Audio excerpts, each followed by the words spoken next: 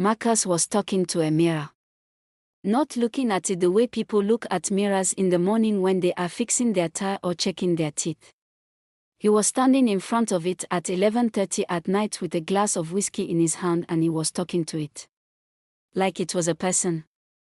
Like it was the only person left who would listen. "Tell me again," he said. His voice was low and tight. "Tell me what they really think." The mirror said nothing. He stepped closer. The light in his apartment was dim, and the mirror's old gold frame caught what little of it there was. His own reflection looked back at him, expensive suit, tired eyes, a face that had not smiled properly in weeks. "Tell me," he said again. Silence. He stood there for another long moment. Then something in him gave way. Not loudly. Not dramatically. Just quietly, the way things give way when they have been holding too long. He slid down the wall beneath the mirror and sat on the floor of his very expensive apartment with his back against the wall and his whiskey glass resting on the carpet beside him, and he stared at nothing for a very long time. This was Marcus Holt. One of the most successful businessmen in the city. A man who had built a chain of retail stores from a single shop he opened at 26 with borrowed money and a refusal to fail. A man whose name appeared in business magazines. A man who drove a car that cost more than most people's houses. Sitting on his own floor. Talking to a mirror. Completely alone. Now, before we go any further, let us go back 3 weeks. Because 3 weeks ago Marcus Holt had everything he thought he ever wanted. And he had absolutely no idea what was about to walk into his life and change it forever. If this is your first time here, subscribe now and turn on the bell notification. You will not want to miss what happens next in this story. Marcus had grown up with very little. Not the romantic kind of very little that people describe fondly in interviews. The actual kind. The kind where you wear the same shoes 2 years running and you learn not to mention things you need because there is nothing anyone can do about it. His mother worked 2 jobs and loved him fiercely and still could not make the numbers add up most months. What Marcus learned from that childhood was simple. Money meant safety. Safety meant control. Control meant nobody could ever make you feel small again. So he worked. He worked the way people work when they are running from something rather than toward something. Every store he opened was another wall between himself and the boy he used to be. Every deal he closed was proof that he had made it. That he was enough. The problem was the proof never quite stuck. No matter how much he built, there was always a voice somewhere underneath everything asking, "But what do they really think of you?" Not the employees who smiled at him in the hallway. Not the business partners who shook his hand at dinners. Not the journalists who wrote flattering profiles. What did they really think when the smile dropped and the door closed? Marcus could not answer that question. And not being able to answer it was slowly eating him alive. His days had a precise rhythm. He woke at 6. He dressed carefully, always a suit, always pressed, always deliberate. He drove his silver Mercedes through the morning city and arrived at his office building on Caldwell Street at exactly 8:15 every day. And every single morning without fail, the same man was sitting outside. Elias. An older man, somewhere past 60, with a grey beard and a coat that had seen better decades. He sat on the low wall outside the building's entrance with a small paper cup of coffee that he always seemed to have somehow sourced from somewhere. And every morning when Marcus walked past, Elias looked up and smiled, the kind of smile that takes up a person's whole face. "Good morning, Mr. Marcus. God bless you today." And every morning Marcus nodded without stopping. Not unkindly. Just without stopping. Without really seeing him. The way you do not see furniture you have walked past 1,000 times. Marcus had more important things to think about. At the office he was demanding in the way that insecure people are demanding, not because the work was not good enough but because good work from other people made him feel vaguely threatened rather than relieved. If someone handled something well, Marcus found a small thing to correct rather than simply say well done. It was not a conscious choice. It was armor. He had 15 full-time employees. He knew their job titles and their performance numbers. He did not know most of their surnames. One Thursday afternoon he was walking back from a meeting and he passed two of his staff in the corridor, a young woman named Priya and a man called Lee, and they were laughing at something on Lee's phone. They straightened up immediately when they saw Marcus coming. He nodded and walked past. Then he stopped. He stood in the corridor after they had gone back into the office and he asked himself, what were they laughing at? Was it something to do with him? Had someone said something? Was there a group chat somewhere with his name in it? He stood there for 45 seconds doing this. Then he walked to Grace's desk. Grace was his personal assistant. Early 30s, organized, quietly perceptive in a way Marcus had never properly acknowledged. She looked up when he approached. "Grace," he said. "What do people say about me? In the office? When I am not around?" Grace looked at him carefully. "They respect you, Marcus. You have built something impressive and they know it." "That is not what I asked." Grace held his gaze. "People find you demanding. But demanding is not the same as wrong." Marcus went back to his office and sat at his desk and turned her answer over in his mind for the rest of the afternoon. Demanding. Is that what they called it? He stared at his computer screen without walking and tried to remember the last time someone had told him something genuinely good about himself and meant it. He could not think of one. That evening he left the office late and took a different route to his car. He did not do it deliberately, he was distracted and turned the wrong way out of the building. And that wrong turn brought him down a narrow street he had never noticed before. Halfway down it was a small shop. The window was lit with warm yellow light. Inside he could see old clocks and paintings and furniture that belonged to other eras. A handwritten sign on the door said simply, "Antiques. Walk in." Marcus was not a man who browsed. He was a man who had things delivered. But something made him push the door open. A bell rang softly above him. "Stay right there. The mirror is about to speak for the first time, and what it says will change everything." The shop was warm and quiet and smelled like old wood and something else Marcus could not identify. Something that reminded him faintly of his grandmother's house, which surprised him because he had not thought about his grandmother in years. An old woman appeared from behind a heavy curtain at the back. She was small and unhurried with silver hair pinned loosely at the back of her head and the kind of face that had clearly decided a long time ago that it was done being anything other than exactly what it was. She did not greet him with the usual shopkeeper brightness. She simply looked at him the way someone looks at a person they have been vaguely expecting. "Take your time," she said. And went back behind the curtain. Marcus looked around. He was not sure what he was looking for. He moved past a grandfather clock and a set of old paintings and a small cabinet with brass handles. Then he saw it. It was at the back of the shop, leaning against the wall, taller than he expected. The frame was old gold, not painted gold but the real dull warm color of something that has been gold for a very long time. The glass was perfect. No marks, no age, no distortion. When Marcus stepped in front of it, his reflection looked back at him with unusual clarity. He stood there longer than he meant to. There was something about the mirror that he could not explain. It did not do anything. It was a mirror. It simply showed him his face.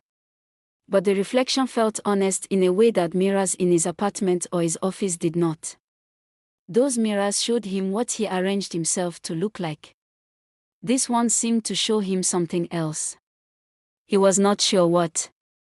"How much is this?" he called out. The old woman appeared again. She named a figure that was high but not unreasonable for something this old and this well made.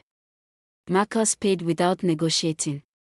He noticed himself do it and found it interesting. He never paid asking price. For anything. It was a principle. He arranged for the mirror to be delivered that same evening. The deliveryman placed it in his bedroom against the wall facing the foot of his bed. After they left, Marcus stood in front of it for a long time in the quiet of his apartment. The city hummed 30 floors below. He could hear nothing else. He felt slightly foolish about what he was about to do. But he did it anyway. "What do people really think of me?" he said out loud. He expected nothing. He was not a man who believed in anything he could not put in a spreadsheet. The mirror whispered. It was so quiet that Marcus took a step forward, certain he had imagined it. But he had not imagined it. There was a voice, dry and thin and close, like someone speaking directly into the space behind his ear, and it was saying something. It was saying things about Grace. Specific things. Small private observations about how Grace sometimes rolled her eyes after Marcus left the room. How she told her friend over lunch that working for Marcus was like being a very well-paid emotional crash mat. How she genuinely thought he was intelligent but found his insecurity exhausting. Marcus stood very still. He was disturbed. Of course he was disturbed. A mirror was talking to him. That alone should have sent him directly to his doctor. But underneath the disturbance was something else. Something he was ashamed to name even to himself. Relief. Finally. Finally he knew. Finally the question that had been running underneath every interaction he had ever had was getting an answer. He was not imagining it. People did think things. And now he could hear exactly what those things were. He stood in front of that mirror until 1 in the morning. He went to bed with his head full of whispers and slept better than he had in months. The next morning he stood in front of the mirror before getting dressed. "Daniel," he said. "What does Daniel think of me?" Daniel Osei was his longest-serving employee. 9 years. A quiet, steady man who had been with Marcus since the second store opened. Marcus trusted Daniel more than he trusted anyone in his professional life, which was not saying a great deal but was still something. The mirror whispered that Daniel thought Marcus was brilliant but brittle. That Daniel sometimes wished Marcus could simply accept a compliment without looking for the angle.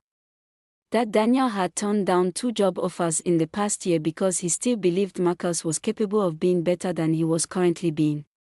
Marcus stood very still. Brittle. He did not like that word. He turned it over all the way to the office. That morning he passed Elias on the steps. "Good morning, Mr. Marcus. You look like a man with a lot on his mind today." "I'm fine," Marcus said. And kept walking. Over the following 2 weeks the mirror became the first thing Marcus consulted every morning and the last thing he spoke to every night. And he began to use what it told him. There was a senior manager named Roland who the mirror said privately thought Marcus had gotten lucky rather than gotten good. Roland found himself transferred to the company's smallest and least interesting account with no explanation given. There was a business partner named Felix who the mirror said found Marcus exhausting to deal with and only maintained the relationship for financial reasons. Felix received a brief email informing him that Marcus would be taking their shared project in a different direction. No further discussion offered. Grace noticed. She did not say anything directly. But Marcus caught her watching him sometimes with an expression that was halfway between concern and calculation, as if she was trying to work out what had changed and whether she was next. He asked the mirror about Grace again one evening. The mirror said Grace thought he was becoming paranoid. That she had started keeping notes of their interactions. That she was not sure how much longer she could stay.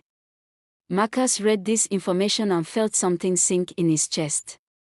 Not anger. Sadness.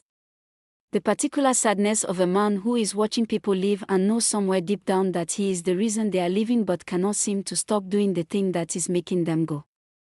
Then Daniel came to his office. He knocked and came in and sat down across from Marcus with the calm directness that was simply Daniel's nature and said, "Marcus, something is wrong." People are scared.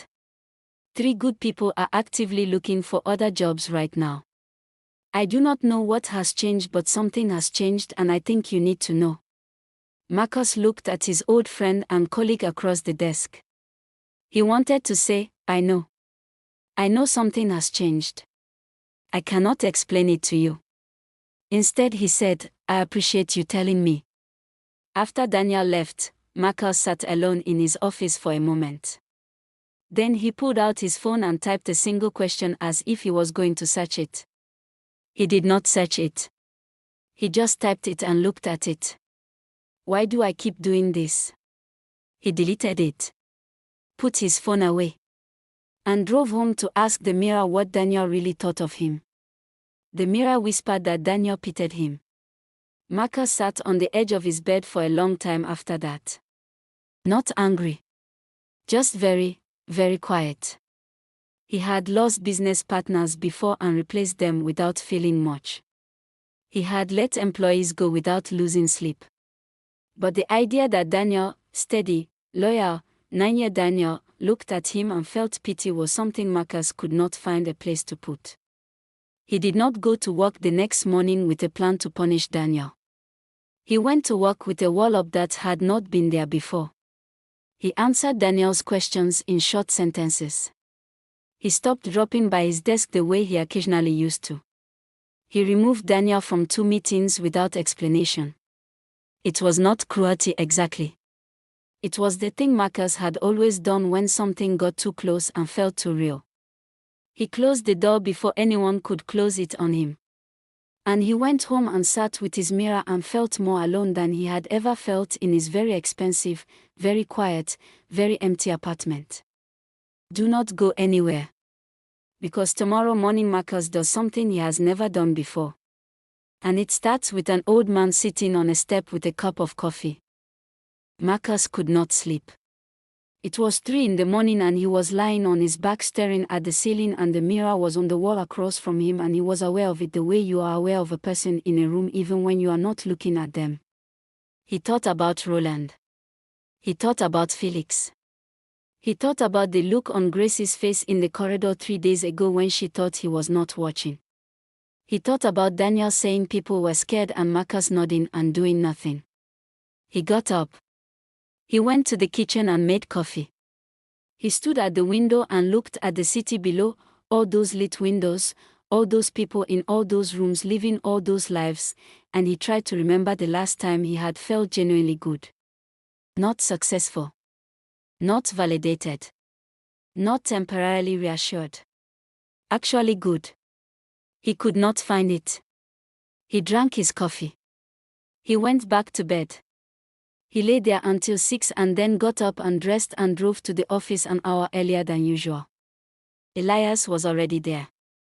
He was sitting on his usual spot on the low wall with his coat collar turned up against the morning cold and his small paper cup of coffee held in both hands. When he saw Marcus's car pull in, he looked up and his face did the thing it always did, the smile that took up all of it, the kind of smile that does not have an agenda behind it. Mr. Marcus. You are early today. Marcus stopped walking. He stood on the pavement in front of his office building in his expensive suit and his careful shoes, and he looked at this old man with the warm coat and the paper cup of coffee, and something in him just stopped arguing. He sat down on the wall next to Elias. He did not plan to. His body simply did it before his mind could object. Elias did not look surprised.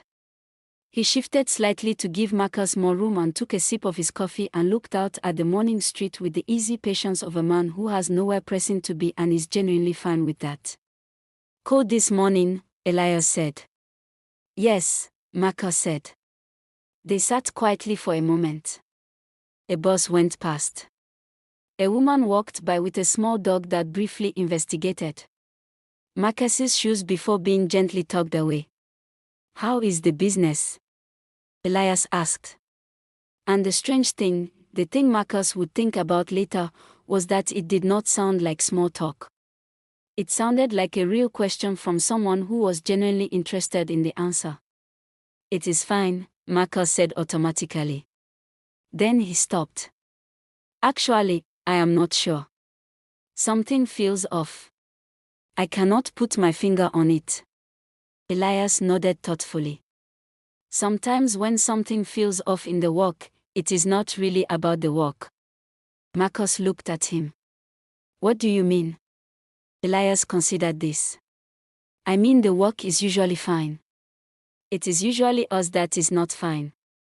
And we stare at the work trying to find the problem because it is easier to fix a spreadsheet than it is to fix yourself. Marcus said nothing for a moment.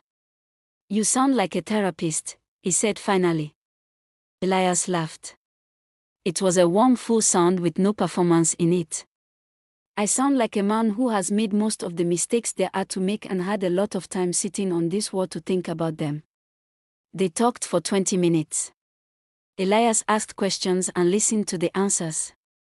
He did not offer solutions Marcus had not asked for. He did not position himself. He did not mention his own difficulties or use the conversation to create an obligation. He just listened. And when Marcus said something that was slightly funny, Elias laughed genuinely, and when Marcus said something that was honest, Elias received it without force. When Marcus stood up to go inside, he felt something in his chest that was unfamiliar enough that it took him a moment to name. He felt lighter. He had not felt lighter after a conversation in a very long time. He went upstairs to his office and sat at his desk and did something unusual. He worked. Without distraction. Without pausing to calculate what people were thinking of him. Without checking his phone to see if anyone had said anything about him online. He just worked, steadily and well, for 3 hours straight. At lunch he asked Grace how she was doing. She looked at him the way you look at someone who has said something unexpected. I'm well, thank you, she said, carefully. Good, Marcus said. And meant it. That evening he stood in front of the mirror. Elias, he said. The man who sits outside the building. What does he think of me? The mirror was silent. Marcus waited. He was patient about it. He stood there for a full 2 minutes. Nothing. He frowned. The mirror had never been silent before. It had whispered about everyone he had ever asked about, employees, partners, the woman at the dry cleaners he used, the journalist who had written a profile of him 2 years ago. It whispered about all of them. Sometimes the things it said were small. Sometimes they stung. But it always said something. About Elias, nothing. Marcus went to bed unsettled in a completely different way than usual. Not hurt. Not angry. Just puzzled. Like a man who has been handed a question he does not yet have the shape of. He went back to the wall the next morning. And the morning after that. Within a week it had become a routine. Marcus arrived early, Elias was there, they sat together for 15 or 20 minutes before Marcus went upstairs. They talked about the city, about food, about things Elias had read in a newspaper someone had left on a bench. Elias had opinions about everything and held them lightly, the way people hold opinions when they are more interested in thinking than in winning. One morning Marcus asked him, "Do you ever get tired of sitting out here?" Elias thought about it honestly. Some days. When the weather is very bad or my back hurts. But mostly no. I like watching people. Everyone who walks past has a whole world inside them that I will never know about. I find that interesting rather than lonely. Most people find that thought lonely, Marcus said. Most people are afraid of other people, Elias said simply. I used to be too. Marcus looked at him. What changed? Elias smiled into his coffee. I got tired of being afraid. It takes a lot of energy. And I did not have energy to spare. Marcus sat with that for the rest of the day. That evening he asked the mirror about Elias again. Silence. He sat in the chair across from the mirror and looked at it and said very quietly, "Why won't you tell me?" The mirror did not answer. But something about the silence was different this time. It did not feel like an absence. It felt like an answer he was not yet ready to hear. One Thursday morning, Elias was not on his wall when Marcus arrived. Marcus stopped. He looked at the empty spot. He stood there for a moment in a way that was slightly ridiculous given that he had only been talking to this man for 2 weeks. Then he went inside. He could not concentrate all morning. At lunch he went back downstairs. Elias was there. He had arrived late, he explained, because he had helped a woman carry her shopping up 3 flights of stairs in the building where he stayed, and she had insisted on making him tea before he left. I tried to say no, but she was very firm about the tea, Elias said. Marcus laughed. A real laugh. The kind that happens before you decide to laugh. He went back upstairs and Grace looked at him as he passed her desk and said, "You seem different today." "Different how?" Marcus asked. She considered it. "Less like you are waiting for something bad to happen." Marcus went into his office and closed the door and stood at the window looking at the street below and thought about that for a long time. We are almost at the moment everything breaks open. Stay with the story. This next part is the one that will change how you think about the mirror and about Marcus completely. It happened on a Friday night. Marcus had been sitting in front of the mirror for an hour asking it the same question he had been asking for 2 weeks. "Why won't you tell me what Elias thinks?" Silence. Always silence. He had tried everything. He had phrased it differently. He had asked it calmly and he had asked it impatiently, and once, on a particularly bad night, he had asked it almost desperately. Nothing. The mirror gave him nothing about Elias and everything about everyone else, and Marcus had been living with that contradiction for 2 weeks without knowing what to do with it. Tonight he was tired. He had not slept well in days. The office felt thin and distant without Daniel stopping by his desk the way he used to. Grace was professional and careful and nothing more. The spaces where real human contact used to live had gone quiet one by one, and Marcus had only recently begun to understand that he was the one who had made them quiet.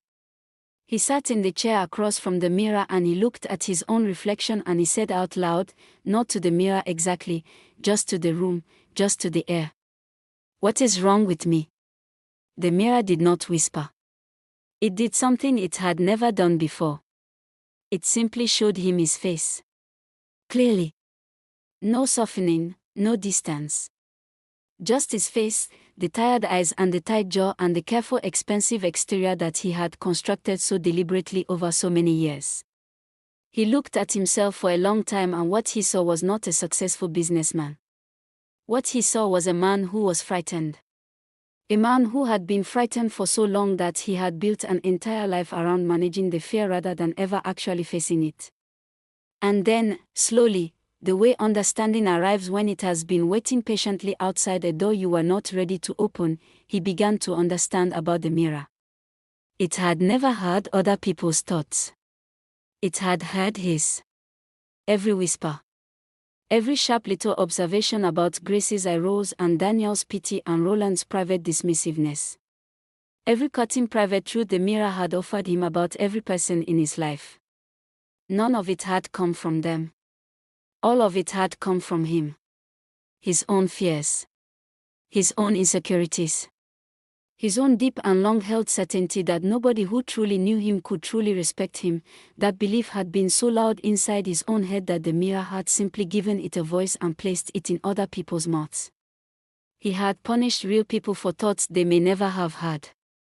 He had destroyed real relationships over the noise inside his own head. He sat in the chair and understood this fully and did not look away from it. And Elias who sat on a wall every morning with nothing to his name and warmth for everyone who passed, Elias had given Marcus's mirror nothing to work with. No darkness to find. No fear to amplify. No hidden cruelty to whisper back. The mirror had gone to Elias and found only what was actually there: simple goodwill, genuine interest, uncomplicated kindness, and a mirror built to amplify fear had found nothing to amplify. So it had stayed silent. Marcus sat on the floor of his apartment. Not dramatically. Not in collapse. He simply slid out of the chair and sat on the floor with his back against the wall underneath the mirror and held that understanding in his hands and let it be as heavy as it actually was. He sat there for a long time. Then he got up. He went to his wardrobe and took out a spare bedsheet. He went back to the mirror and covered it carefully, the way you cover something that you are not angry at but no longer need. He went to bed. For the first time in weeks he did not lie awake calculating. He just lay there and breathed and let the quiet be quiet. He slept until 7. Monday morning he arrived at the office at his usual time. He went to Daniel's desk before he went to his own. Daniel looked up. His expression was careful, the expression of a man who has learned to wait and see before he decides what a visit means. "Do you have 5 minutes?" Marcus said. They went into Marcus's office. Marcus sat down across from Daniel rather than behind the desk. That small thing, not putting the desk between them, was noticed. Marcus could see Daniel notice it. "I owe you an apology," Marcus said. "For the last few weeks. I pulled away from you and I gave you no reason, and that was not fair. You came to me and told me something true and difficult and I did not handle it well. I am sorry." Daniel was quiet for a moment. "Can I ask what happened?" he said. "Something I was using to make decisions was not as reliable as I thought it was," Marcus said. "And I made some choices I should not have made. I am going to do what I can to fix them." Daniel looked at him steadily. "Roland." "I am going to call Roland today." Daniel nodded slowly. Then he said, "Brittle was not an insult, you know. Brittle means the material is strong. It just needs the right conditions." Marcus looked at him. "You said that?" "Not to anyone else," Daniel said quietly. "Just to myself." Marcus was quiet for a moment. Then he said, "I know. I am sorry I heard it the wrong way." Daniel frowned slightly, not understanding exactly what that meant, but letting it go. He nodded and stood up and went back to his desk. Marcus called Grace in next. He asked her to sit down and he asked her honestly how things had been. Not as a performance. As a real question. Grace looked at him for a moment as if checking whether this was a test. Then she decided it was not and she told him. She told him that the last month had been difficult. That people were walking on eggshells. That she personally had been uncertain about her future with the company and had been quietly updating her resume. Marcus listened. He did not defend himself. He did not explain himself. He just listened and nodded and said, "I understand. And I am going to work on it. Not with promises. Just with what I actually do from here." Grace looked at him with an expression that was not quite trust yet but was something adjacent to it. Something open. A door not closed. "Okay," she said. "I will be watching." "I know," Marcus said. "That is fair." He made the call to Roland that afternoon. It was uncomfortable. Roland was cool and professional and not interested in being warm about it, which Marcus accepted.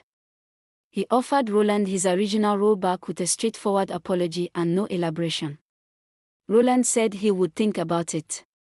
Marcus said that was completely reasonable. He sent Felix a brief, honest email. No elaborate explanation. Just an acknowledgement that he had handled things poorly and an expression of genuine regret. He did not expect everyone to forgive him. He was not doing this to be forgiven. He was doing it because it was right and because he had spent a very long time doing things for the wrong reasons and he was tired of it. That evening on his way to his car he stopped at Elias's wall. Elias was still there. He was often there in the early evening, he had told Marcus, because the light at that time of day was particularly good and he liked watching the city change its mood between work and night. Marcus sat down beside him. "Long day?" Elias asked. "Long few weeks," Marcus said. "But today was better." Elias nodded. He did not ask for details. He just received the information and let it be enough. They sat for a few minutes watching the street. A group of young people came out of the coffee shop across the road laughing loudly. A man walked past talking urgently into his phone. A child in a red coat was pulling her mother toward a shop window. Elias, Marcus said. Can I ask you something? Of course. How do you stay like this? Every morning. The same warmth. The same, he looked for the word, the same openness. Regardless of what happens. Regardless of what people do or do not do. How do you hold on to that? Elias looked out at the street. He thought about the question properly before answering, the way he always did. Because the way I see people, he said finally, is the only thing in this world that is completely mine. My coat is old. My back hurts in cold weather. I have very little that belongs to me in any lasting way. But the way I choose to look at the person in front of me, that is mine. Completely mine. Nobody gave it to me and nobody can take it away. He paused. I decided a long time ago to make it something worth having. Marcus sat with that. A bus went past. The evening light was doing something golden across the buildings opposite. I have not been making it something worth having, Marcus said quietly. Not to Elias exactly. Just out loud. Just honest. No, Elias said. Not unkindly. Just true. But you are here now. Marcus nodded. He sat there a little longer. Then he stood up and straightened his jacket and said goodnight. Elias raised his paper cup in a small salute. Marcus walked to his car and sat in it for a moment before starting the engine. The city moved around him, ordinary and noisy and indifferent in the way cities are, full of people none of whom were particularly thinking about Marcus' health or his mirror or his money or his fear. He found that he did not mind. He started the engine and pulled out into the evening traffic and drove home. The mirror was still covered when he got in. He walked past it without stopping. He went to the kitchen and made himself something to eat for the first time in weeks instead of ordering in. He sat at his kitchen table and ate it and looked out the window at the lit city and thought about Daniel's face when he apologized and Grace saying I will be watching and Elias raising that small paper cup. He thought, this is the beginning of something. Not the end of something. The beginning. He washed his plate. He went to bed at a reasonable hour. He did not talk to the mirror. He did not need to. Marcus Holt had spent the better part of his life building walls to protect himself from what people thought of him. Thick expensive walls made of money and control and the constant noise of a mirror that told him what he was most afraid to hear. It took a man with nothing, no office, no car, no reputation to protect, sitting on a wall with a paper cup of coffee and a full and genuine smile, to show him that the only voice that had ever truly threatened Marcus was his own. The mirror did not lie. It just reflected the wrong person's thoughts for far too long. And on the morning Marcus finally understood that, he walked past Elias on the steps, and for the first time in 9 months he stopped. He looked at him properly. He said good morning like he meant it. And Elias smiled and said, there you are. Like he had been waiting. Like he always knew Marcus would show up eventually. Like it was never really a question of if. Only when. Some of the heaviest things we carry are not other people's opinions of us. They are our own fears wearing other people's faces. Put the mirror down. Look at what is actually in front of you. If this story moved something in you today, hit the like button right now. It costs you nothing and it helps this story find the people who need it most. Subscribe if you have not already and ring that bell so you never miss what comes next. And drop one word in the comments, just one word for how this story made you feel. We read every single one and we will see you in the next story.